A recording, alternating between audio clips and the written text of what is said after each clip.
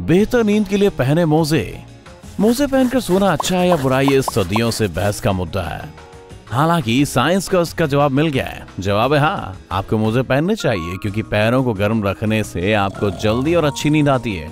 ये खून के बहाव को ठीक करने में भी मदद करता है। पैरों को गर्म रखने से खून की नसें खुली रहती हैं। खून की खुली नसें आपको सोने में मदद करती हैं और साथ ही आपको आराम पहुंचाने के लिए शरीर के बाकी हिस्सों में बराबर गर्मी पहुंचाती है।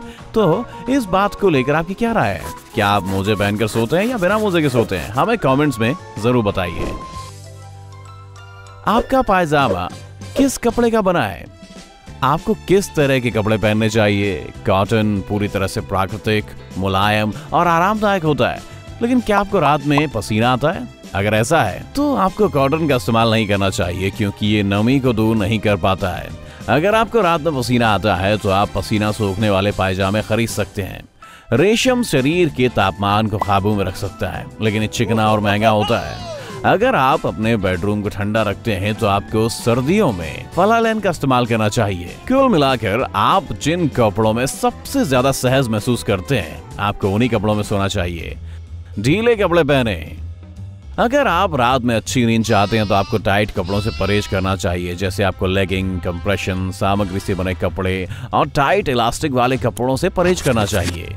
सोते समय टाइट कपड़े पहनना खून के बहाव के लिए अच्छा नहीं होता है। इससे नींद के पैटर्न पर असर पड़ता है। मैं इसके बारे में पहले ही बता चुका हूँ। टाइट कपड़े से ज्यादा पसीना आता है, तो चाहे आप पजामा खरीदें या घर पर रखी हुई टी शर्ट पहने, कपड़ों को ढीला रखें और ऐसा ही अपने मोजे के साथ भी करें।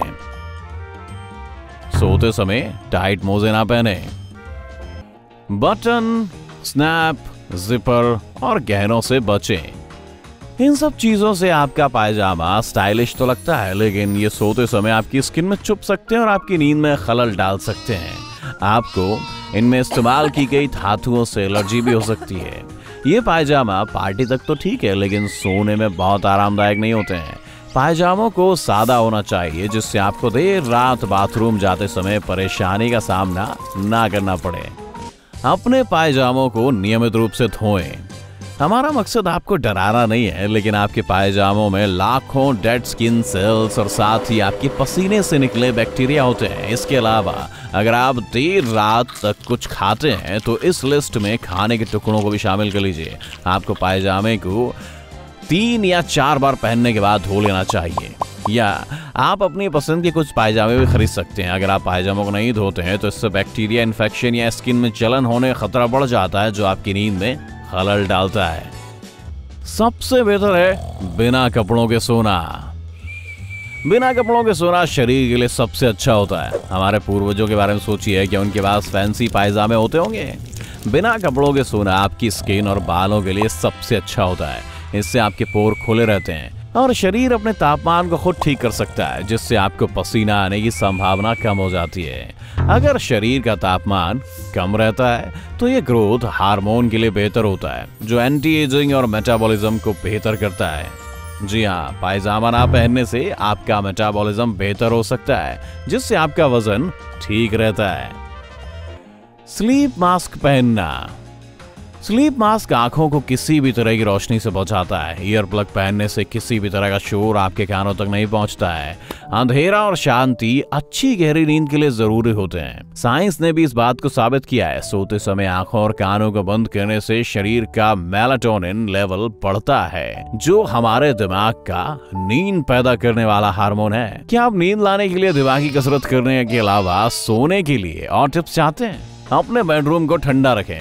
लगभग 18 डिग्री सेल्सियस सभी मौसम में सोने के लिए सबसे अच्छा तापमान है, जो ना तो ज्यादा गर्म होता है ना ही ज्यादा ठंडा होता है। सर्दियों के महीनों के दौरान आपको फलालैन के पायजामे पहनना चाहिए।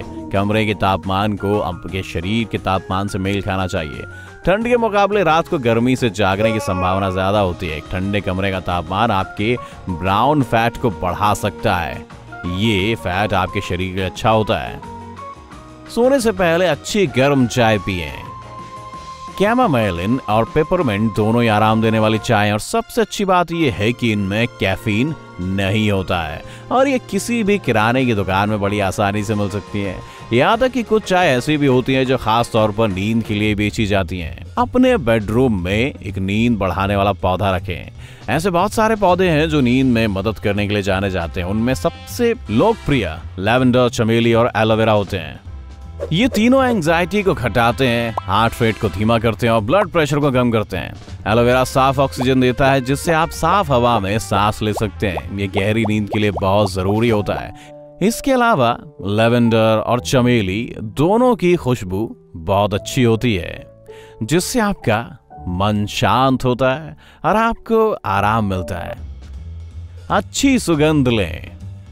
गर्म हर्बल चाय की तरह हर्बल सुगंध भी बहुत आरामदायक होती है। लेवेंडर, पेपरमिंट और यूकेलिप्टस सबसे अच्छी सुगंध होती है इनकी। आप सुगंध की बोतल को सूंघ सकते हैं। ये अगर आपके पास ऑयल डिफ्यूजर है तो ये और भी अच्छा है।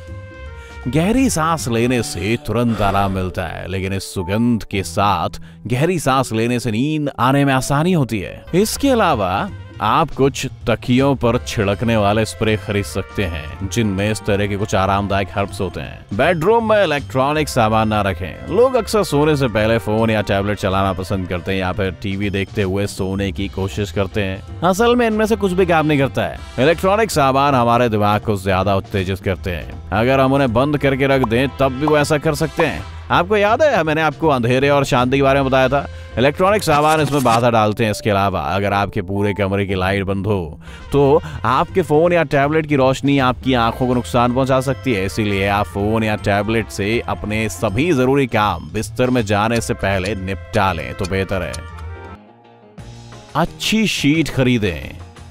अच्छी चादर खरीदना आपके लिए घाटे का सौदा नहीं होगा। आपके पायजामे की तरह आपकी चादर भी नरम और हल्की होनी चाहिए और इन्हें भी आपके पायजामे की तरह नियमित रूप से धोया जाना चाहिए, क्योंकि इनमें भी डेड स्किन सेल और पसीने निकले बैक्टीरिया होते हैं।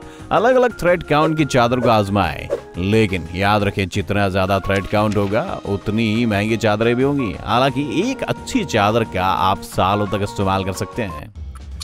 हर रात एक ही समय पर बिस्तर पर जाएं।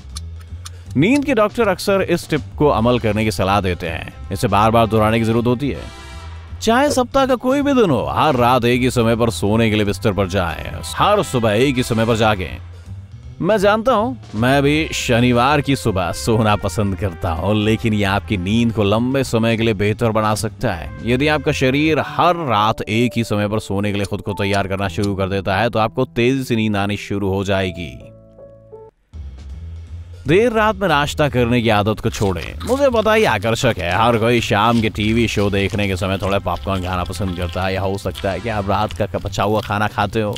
लेकिन अगर आप अच्छी नींद चाहते हैं तो आपको इस आदत को छोड़ना होगा। देर रात के नाश्ते का मतलब ज्यादा कैप्स होता है और शरीर एनर्जी के लिए कैप्स का इस्तेमाल करता है। कैप्स लेने से आपके शरीर को लग सकता है कि ये काम करने का समय है, जबकि असल में सोने का समय होता है। साथ ही देर रात का नाश्ता आपकी नींद के साइकिल पर भी असर डालता है। अगर आप सो भी जाते हैं तब भी आप ज्यादा देर तक सो नहीं रह पाएंगे। इसके लिए बस रात के सोने से पहले एक स्वस्थ और भरपेट भोजन करें।